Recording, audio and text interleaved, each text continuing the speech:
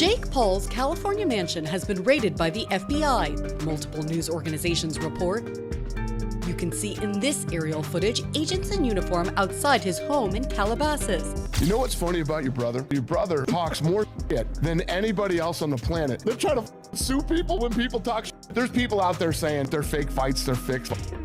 You know, for me, in my opinion, I think it's scripted a little bit because, you know, of the weight difference, and, you know, Joshua's a former, you know, champion. And also, you know, he's current, he's active. That was not a boxing match. Jake Paul had a very healthy fear for his life while he was in there. He was running away. He was trying to get distance. Then he was trying to step in to win this contest. And then he's trying to get out of the way so that he doesn't get hurt again. Once again, Jake Paul finds himself at the center of a storm that could mark the end of the controversial YouTuber turned boxer's career.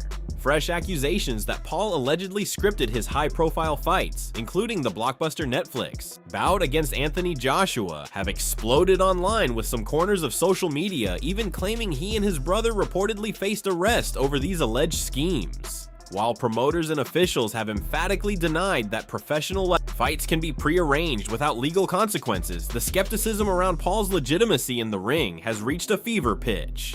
It's a dramatic twist for a figure whose past legal scrapes already include an FBI raid on his Calabasas mansion. Now, as allegations swirl and his boxing credibility is questioned like never before, many are asking, is this really the end of Jake Paul? FBI agents have raided the Southern California home of YouTube star Jake Paul. Federal officials say the search was part of an investigation. Wendy Birch is in Calabasas with what we're learning tonight. Sky 5 was overhead this morning as federal agents entered Jake Paul's Calabasas home located in this gated community off of Mulholland Highway. We counted close to 24 federal agents, some of them in tactical gear, entering the residence. Why they were here and what they were looking for, that remains unclear. The federal search warrant has been sealed and no one is offering. Multiple boxing analysts, former fighters, and promoters have questioned the credibility of Jake Paul's fights for years, long before the latest arrest rumors ever surfaced. From carefully selected opponents past their prime to unusual fight pacing, late knockdowns, and contracts rumored to include restrictive clauses, critics argue that Paul's rise has felt more manufactured than earned. I've always been curious about this because, like, you know, you saw the Askren fight, we saw these fights that he went into. The Fury one obviously didn't go the way that I thought it was going to go, just because I was so convinced that, like, Jake had these fights fixed, and there's a lot of people who talk about the fights being fixed because it's just the way it is. Yeah, they tell me that too. They're like, tell me you're not going to take a fall against Paul.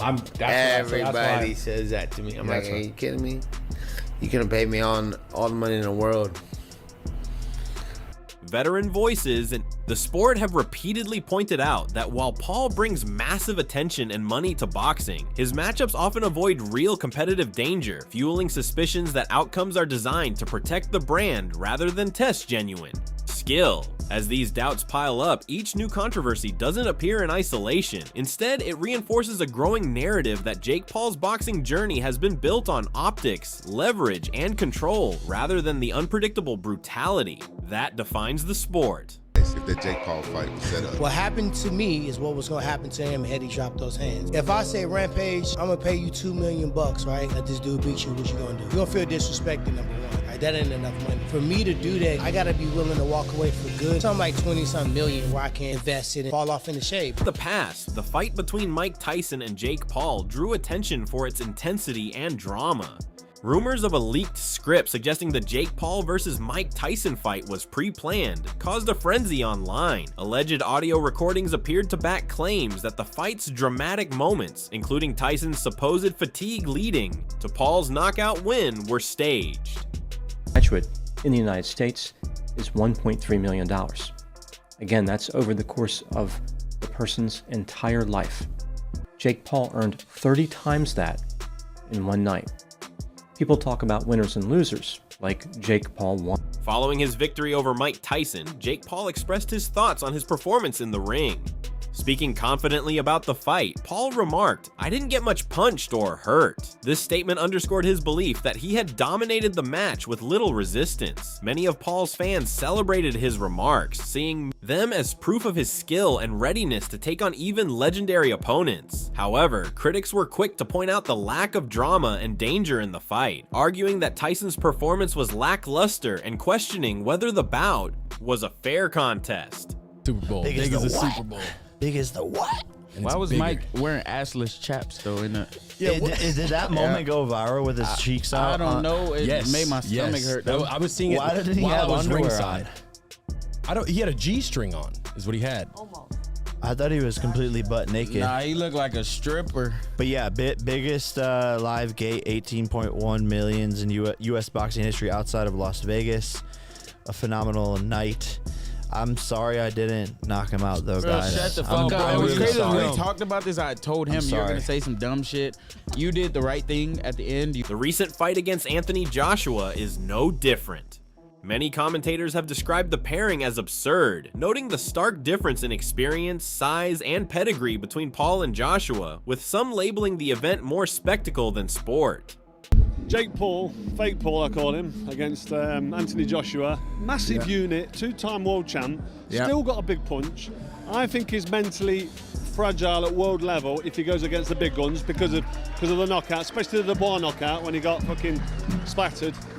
You know what I mean? In round 5, and he got hurt early on and then got done. And he's not been in the ring for 13 months. Yeah. But can you see a world in which Jake Paul is competitive in this fight? No. No. No.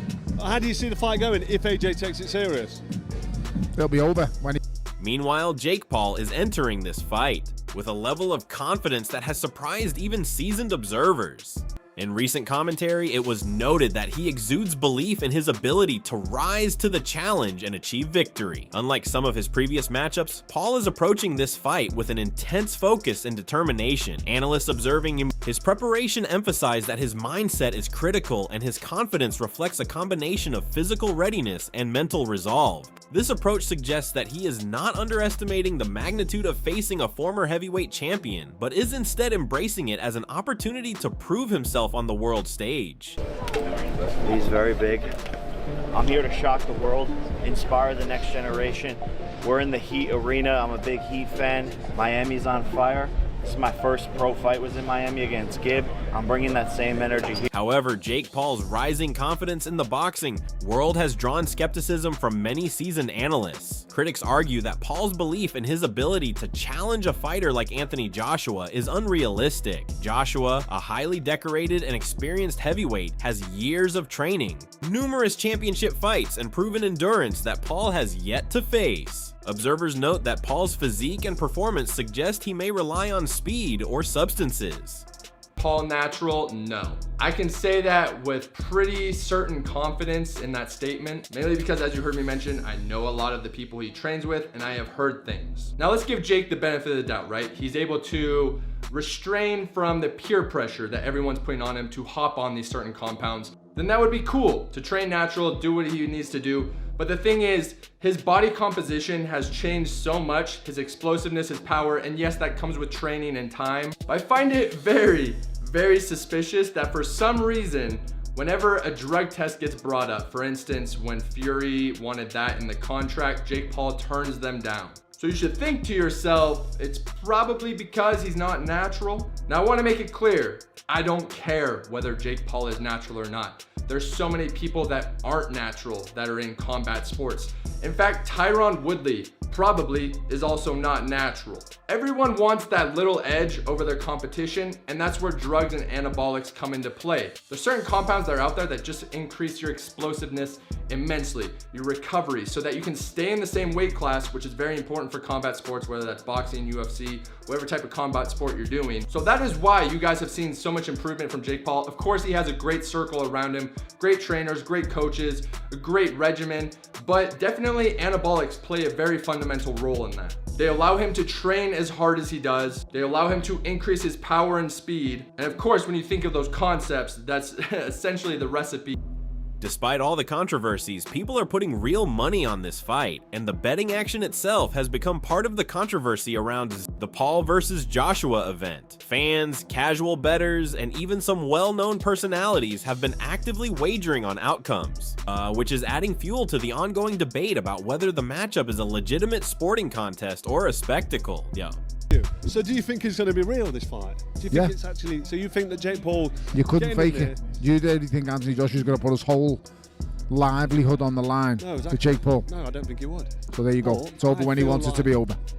There could be some kind of tacit agreement in the background. How? Where they have a handshake. Then that's illegal. You're going to jail. Exactly, it's illegal. That's what I was going to say. So you can't. Because it's not an exhibition. No, it's a fight. So and people are betting on it. Big amounts of money. So we're watching this. I'm flying out there next week to Miami to watch it. So I'm going out there. He's laughing. I'm getting some old. So it's all good.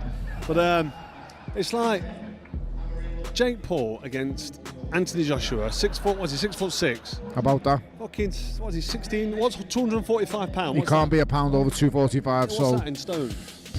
The best part, just on 17 stone or just under. So Jake lost to Tommy Fury, and that's the one everyone keeps on. Do you think he's improved much since Tommy Fury? Yeah, but do I think he's improved enough to make competitive? Unless I close my eyes and Josh is completely shot to bits, no. Yeah, and so is the potential that Jake Paul, like, I know you keep saying no, I know you're right, but is there a world in which you see Jake Paul? As allegations of a leaked script circulated, boxers who fought against Jake Paul faced backlash, with some accusing him of compromising his legacy.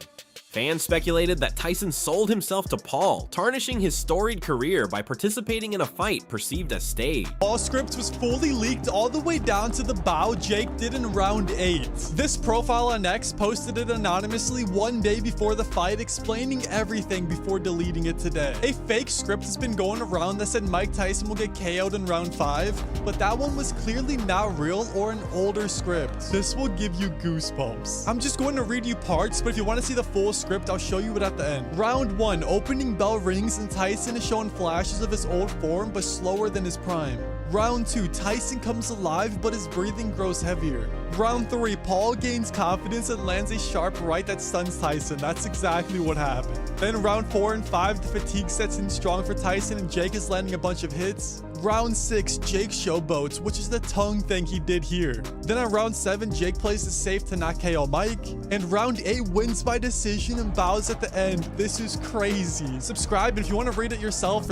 Observers reported peculiar exchanges during the Jake Paul matches, such as Tyson allegedly whispering instructions to Paul and referees appearing to signal Paul to avoid certain moves. These moments fueled suspicions of scripting and staged choreography. Matchroom Boxing CEO has publicly denied that the Jake Paul versus Anthony Joshua fight is scripted or fixed. Hearn has stressed that if the bout happens, it would be a real professional fight under Queensberry rules and not an exhibition or a pre-written show, directly pushing back against scripting rumors. Mike Tyson was 100% scripted. Mike Tyson repeatedly bit his boxing glove throughout the fight. When fights are scripted, fighters do weird gestures to signal that they're hurt. It's very possible Mike Tyson was biting on his glove to tell Jake Paul to calm down. Now, if that's not enough proof that this fight was scripted, in the middle of the fight, Mike Tyson is literally talking to Jake Paul while they are clinching. And in the middle of the fight, the referee told Jake Paul to stop measuring. For those of you who don't know, in boxing terms, measuring means that you're setting up for a knockout by seeing how far your opponent is with jab. The referee literally told Jake Paul to stop measuring, and before the fight, we see Mike Tyson and Jake Paul whispering stuff to each other.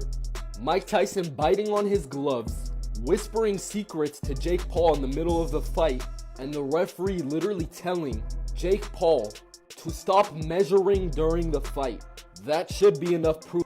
Frank Smith has sparked fresh controversy around the Anthony Joshua versus Jake Paul fight, warning that the event is less about sport and more about showmanship. He argued that rather than a legitimate boxing contest, the bout will be a spectacle engineered for entertainment, not a serious test of skill.